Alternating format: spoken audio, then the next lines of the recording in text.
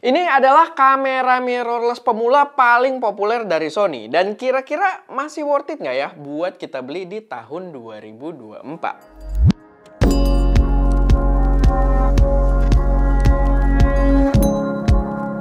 Halo semuanya, selamat datang di channel SMED dengan gue Erwin. Dan pada video kali ini gue pengen bahas sedikit tentang Sony ZV-E10 di tahun 2024. Kira-kira worth it atau enggak buat kalian pertimbangkan? Jawaban singkatnya dari gue, kalau kalian pengen jawaban yang cepet, menurut gue masih sangat worth it. Tapi kalau kalian pengen tahu alasannya, silahkan ikutin video ini sampai habis. Tapi sebelum kita masuk ke pembahasannya, gue pengen ngingetin juga nih, kalau kalian lagi butuh preset Lightroom buat karya fotografi kalian, kita juga ada preset dengan nama Creature Preset, yang merupakan preset Lightroom paling canggih di Indonesia saat ini karena udah powered by AI dan bisa auto select subject dan mengatur warna berdasarkan selection tersebut.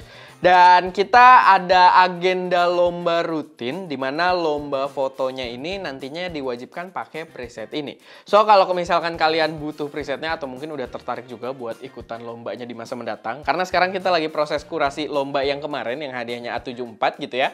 Dan kalau kalian udah tertarik, boleh cek link yang ada di deskripsi. Dan kalian bisa pakai kode voucher lomba foto buat dapet diskon Rp300.000. Nah, balik lagi ke pembahasan si kameranya sendiri. Menurut gue, dia masih worth it buat kalian pertimbangkan. Dan salah satu poin kuatnya, atau mungkin kayak kesimpulan besarnya kenapa dia masih worth it buat dipertimbangkan itu adalah karena value yang masih sangat menarik. Value yang ditawarkan oleh kamera ini. Buat harga sendiri, kameranya itu dijual dengan harga terakhir gua cek itu di 11 juta rupiah. Dan itu udah kit, dapat lensa bawaannya juga.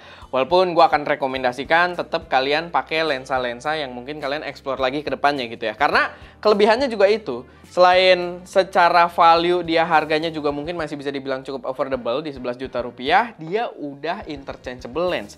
Dia udah sebuah mirrorless dengan mounting yang udah populer juga gitu ya. Karena dia dari Sony, dia menggunakan Sony E-mount, kalian bisa explore ke banyak pilihan lensa yang ada di pasaran. Yang nggak harus pakai lensanya Sony sendiri gitu ya. Jadi kalian bisa cek banyak banget dari range harga yang berbeda-beda juga, dan salah satunya yang gue pakai sekarang ini ada lensa 23mm f1.2-nya Sirui. Jadi Sirui kemarin ngeluarin beberapa tipe juga gitu ya, dan kalian bisa lihat warna putihnya masuk banget dengan ZV-E10 ini. Ini adalah salah satu lensa yang oke banget juga karena dia dengan f1.2 dijual dengan harga 5 jutaan aja. Cocok banget buat yang baru mulai yang mungkin pengen masanginnya dengan Sony ZV-E10 ini. Layarnya sendiri dia udah vari-angle, jadi udah kepake banget buat berbagai kebutuhan. Kalau kalian pengen selfie bisa gitu ya, ngadep ke depan, atau kalian pengen pakai dengan ngelihat layarnya ngadep ke belakang, dilipat gini juga bisa, atau kalian ngadepin ke atas kalau misalkan pengen low angle itu juga bisa. Jadi kepake banget layarnya, nggak kayak mungkin kakaknya A6400 yang layarnya itu flip, walaupun bisa ke depan juga tapi dia flip gitu ya. Sedangkan di sini dia udah vari angle. Cuman dia touchscreen-nya memang belum terlalu maksimal, dia cuma bisa buat ngatur autofocus doang, dia nggak bisa buat ya navigasi dan lain sebagainya gitu. Nggak kayak jajaran Sony yang terbaru sekarang. Tapi menurut gue udah cukup. Cuman nih mungkin yang agak kekurangan adalah dia belum ada EVF. Jadi nggak ada electronic viewfinder, kalian nggak bisa ngekir gini di bawah terik matahari. Tetap kalian harus pakai layarnya, dan mungkin kalau lagi silo banget kalian harus pakai tangan kalian kayak gini gitu. Jadi ya itu aja sih. Cuman untuk layar sendiri overall secara kualitas juga itu udah proper buat kalian pakai. Lalu buat feature, kamera ini juga komplit banget. Menurut gue cukup banget untuk 80% penggunaan para content creator di Indonesia gitu ya. Buat foto dia sensornya udah 24 megapiksel, lalu juga autofocusnya udah Sony banget, cakep banget di sini autofocusnya bener-bener bisa ngejar gitu ya. Udah salah satu yang terbaik lah gitu. Salah satu autofocus yang terbaik di jajaran kamera mirrorless.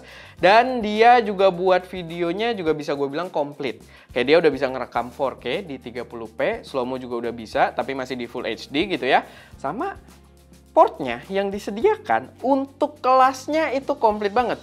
Dia punya mic input kalau kalian pengen pasangin mic eksternal biar audio kalian bisa lebih bagus. Dan dia punya headphone jack yang membuat kalian bisa preview suaranya langsung setelah syuting gitu ya, kalian colok dan kalian review pakai headphone. Karena kalau pakai speaker kan dari kamera apapun lah ya, kalau pakai speaker tuh susah banget buat pastiin suaranya aman atau enggak. Jadi di sini udah bisa, dan sampai tahun 2024 ini di kelasnya cuma dia yang menawarkan headphone output langsung dengan jack gitu ya. Emang beberapa sih ada kayak XT200 di Fuji, itu juga setahu gue bisa, tapi dia harus pakai C ke jack gitu ya. Jadi dia via USB Type-C-nya, XT30 juga bisa, sama kayak gitu.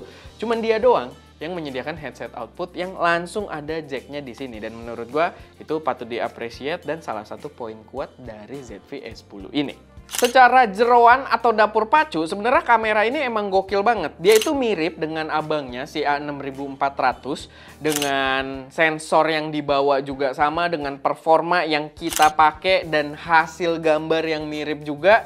Cuman memang dibalut dengan bodi yang terkesan lebih pemula aja gitu. Bodinya plastik, terasa emang agak toyish gitu ya, terasa agak mainan.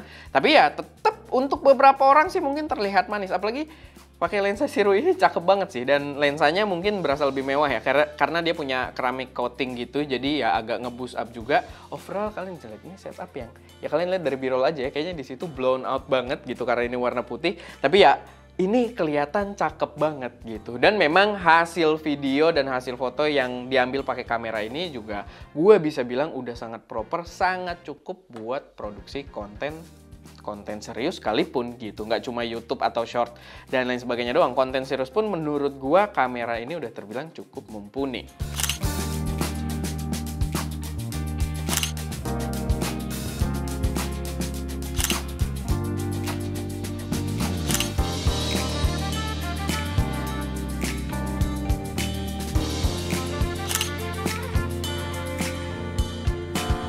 Overall, apa yang diberikan oleh kamera ini dengan harga yang ditawarkan menurut gua masih berada di value yang sweet spot kalaupun kalian belinya di tahun 2024 ini.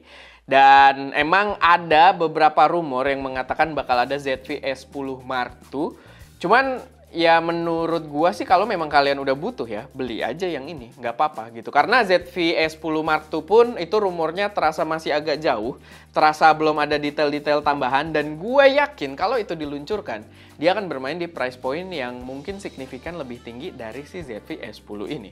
Dan untuk sekarang ZV S10 ini dengan harga yang ditawarkan, dan kalau kalian memang butuh buat bikin konten cepet gitu ya, buat sekarang kalian mulai produksi, males nunda-nunda, ya menurut gua ini adalah kamera yang masih punya value yang sangat menarik buat kalian pertimbangkan.